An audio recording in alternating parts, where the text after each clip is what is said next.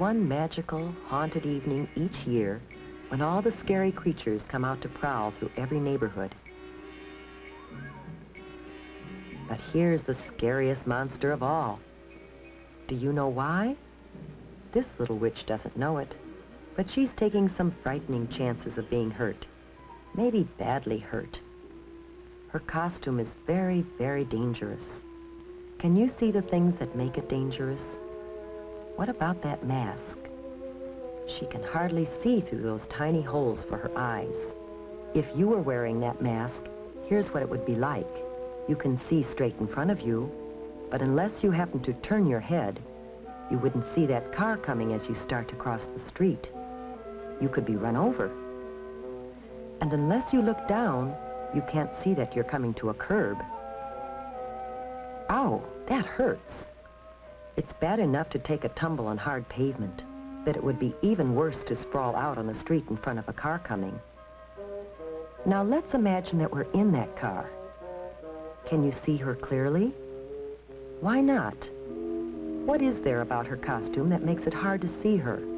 As the driver of a car or truck, you might not see her until it's too late. And that's really scary.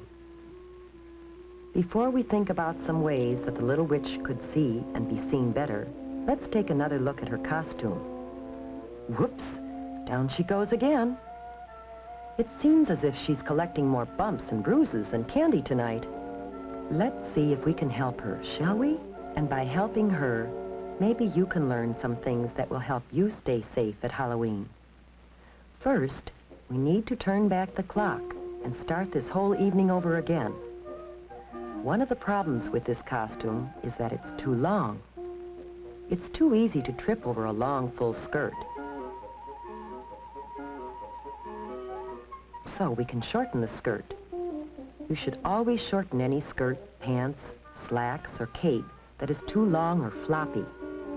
Now, the broom. That's a clumsy thing to carry, and it's something that you're likely to trip over in the dark. It's usually easy to shorten brooms, or round off the sharp points of pirate swords and other costume parts that can trip you or scratch you. Cardboard brooms and swords are usually safer than wooden ones, but it's safest not to carry anything like that in the first place. Now, what else might we change on this costume to make it safer? What about that color?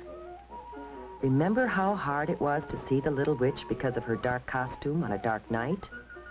We should always wear light, bright colors on the street at night so drivers can see us. What about this color?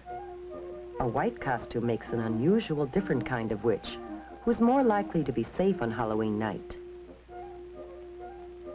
A good way to make any costume easier to see at night is to decorate it with reflective tape or reflective patches. Some costumes come with reflective material already attached to the cloth. Here's what it looks like to a car driver. It's easy to see, even on the darkest night. And while you're putting reflective tape on the costume, you should also add some of it to the bag or container you'll use to carry home your candy. Some special Halloween sacks are treated with reflective material when they're made. And it's a good idea to write your name, address, and phone number on the sack, just in case there is an accident. Now, how about the mask? Any problem with it? Do you remember how hard it was to see out through those little eye holes? To be safe at night, you have to be able to see clearly, as well as be seen. We can improve the mask by cutting larger holes to look out of.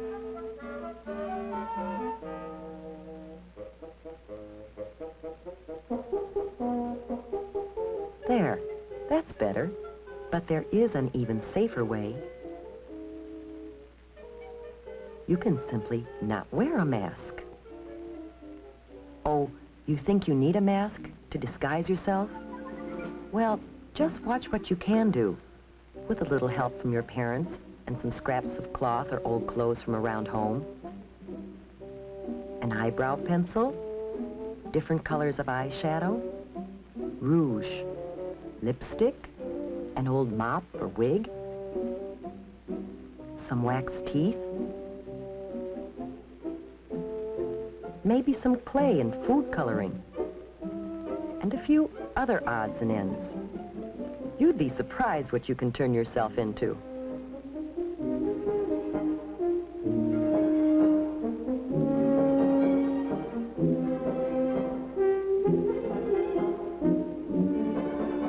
Whether you buy a costume or design your own, be sure that it's made of flame-retardant material. That means material that won't catch on fire easily.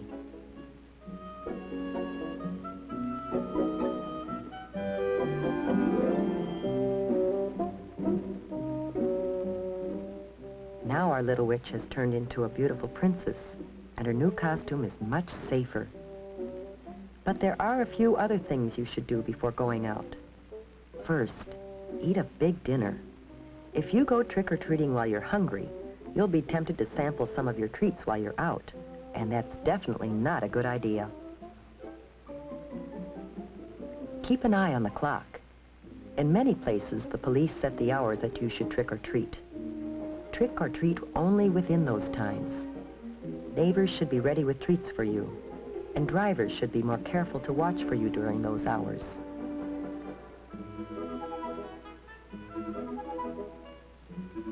Make sure you carry a flashlight when you go. The light will not only help you see where you're going in the dark, but it will also make it easier for others, including drivers, to see you.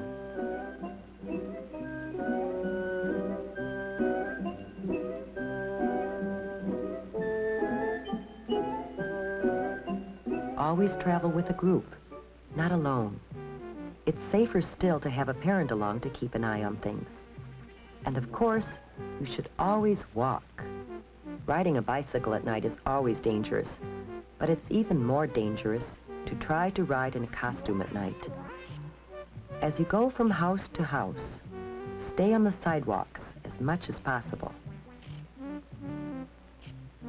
If you have to walk in an area where there are no sidewalks, walk as far off the roadway as possible and face the traffic. That way you can see what's coming and get out of the way if you have to.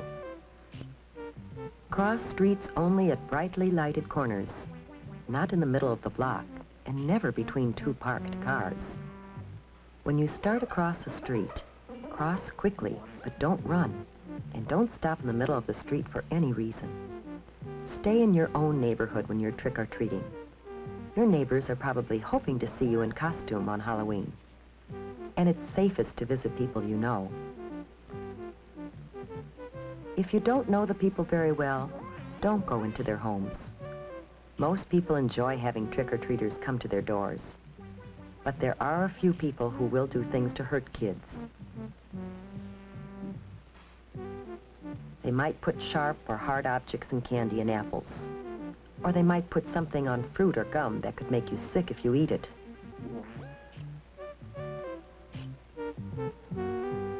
To be completely safe, save your treats until you get home. Then ask your parents to help you check them carefully to make sure that there's nothing in them or on them that could hurt you. The safest treats are usually candy or gum that come in their own wrappers from the factory.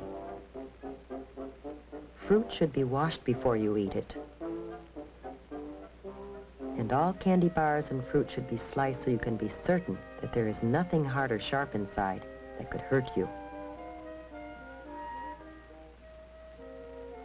If you're not sure whether something is safe or not, don't take any chances. Throw it away. But let's get back to the fun part of Halloween with the princess and her friends.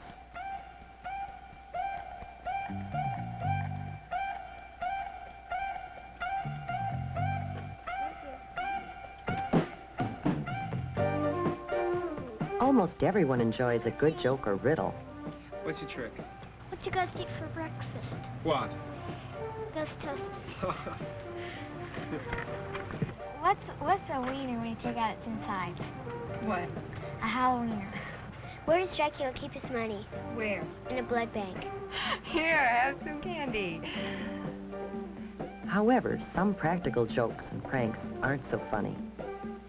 If you should break something, it wouldn't be very funny to the owners. or to your parents, who might have to pay for it. So keep your jokes funny and harmless.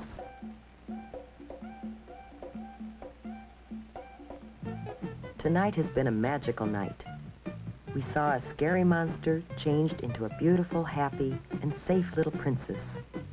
How about you?